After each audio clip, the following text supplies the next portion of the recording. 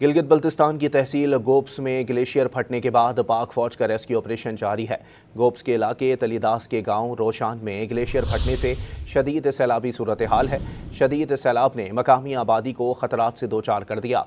Glacier फटने से दरिया का बहाव रुक गया, जिससे करीबी आबादी महसूर हो गई। ज़मीनी कटाव ने सूरत हाल को मज़ीद संगीन बना दिया।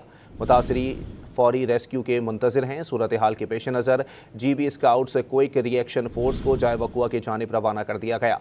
सिविल इंतज़ामिया और रेस्क्यू इदारे भी मुतहरिक हो गए।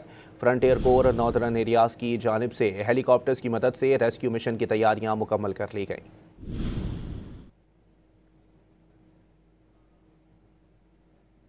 ज़मीनी कटाव ने सूरत हाल को मज़ीद संगीन बना दिया।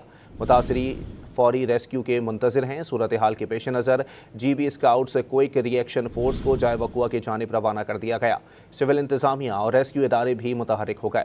फ्रंटियर कोर नॉर्दर्न एरियाज़ की जानिब से हेलीकॉप्टर्स की मदद से रेस्क्यू मिशन की तैयारियां मुकम्मल कर ली गईं।